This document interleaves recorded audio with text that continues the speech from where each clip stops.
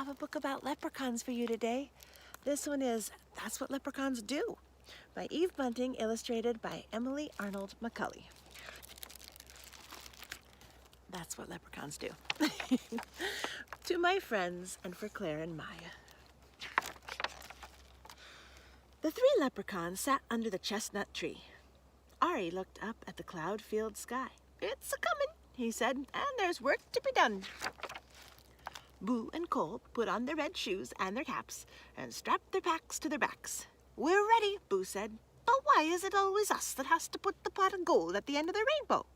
"Especially since not a single soul ever finds it," said Cole.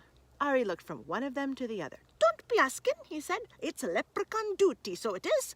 And fellas, remember, it's coming, so there'll be no time for mischief along the way." They walked in line, the one in front of the other one behind. No mischief along the way. But when they got to the Ballybunion farm, they saw Mrs. Ballybunion's cow. She was standing in the field.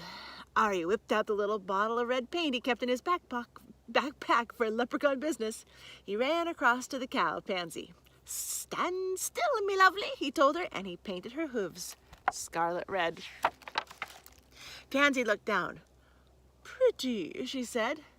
"Imagine Mrs. Ballybunion's face when she comes to milk you," Ari shouted. He and Boo and Cole rolled over in the grass, laughing. "She'll think I've been to a dance." Pansy did a couple of small hopping steps to demonstrate. The leprechauns clapped and whistled. "We'd be delighted to join you in a waltz or two," Ari exclaimed, "but we're in a desperate hurry."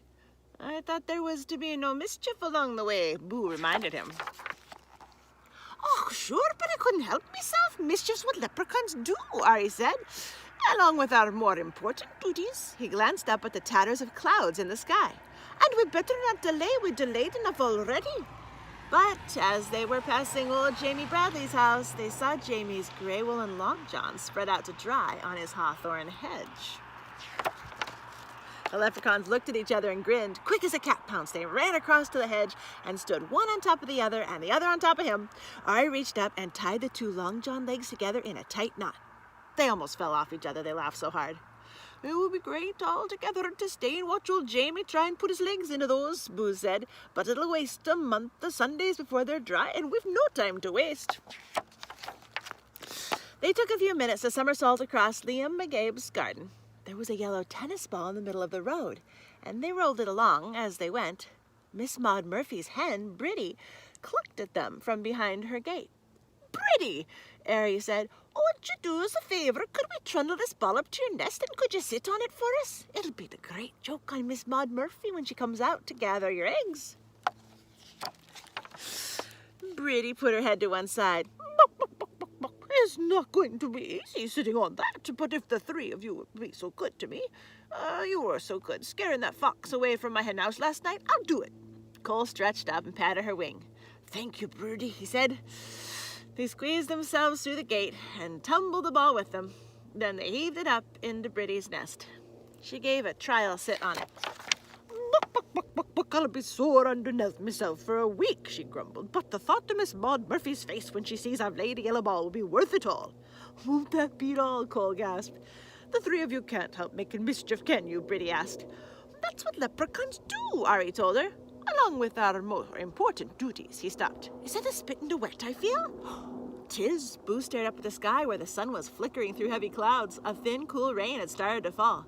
"Hurry, hurry!" Ari ordered. "It's come. We can't be late." They pulled their green slickers from their backpacks and settled their caps low to their ears. Anybody seeing them racing along the road would have taken them for three green leaves, but they were leprechauns and they had work to do. "Get them out, boys! Get them ready!" Ari said. They took their little spades from their backpacks. Then they stopped for a minute to look up at the rainbow, blue and green and yellow and pink, that was arched across half the sky. "There it is," Ari said with satisfaction. "Come on."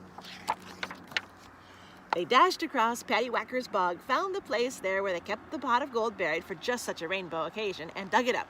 Ari stood in the middle of the bog. "Here," he said. The three of them placed the pot of glittering gold in just the right spot and watched the rainbow curve itself all the way down till it landed on top of the pot. The leprechauns settled themselves to wait. They tootled some grass-stalk music, threw raindrops at each other, and ate the rose hips they'd brought for snacks. They waited a long time, but nobody came. Once again, nobody came. You'd think somebody would find it, Cole complained. Somebody will, someday, Ari said. Maybe we should put up a sign, Boo suggested. Pot of gold this way. No, Ari said, that's not how it's done. There's a bit of magic to the finding, and a bit of luck, and a bit of imagination, too. That gold's waiting for just the right person.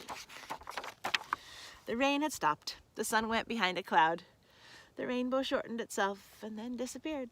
No use waiting any longer. Cole took off his cap and wrung the wet out of it. If we hurry, we could be in time to see Miss Maud Murphy discover Bridie's big yellow egg, he said.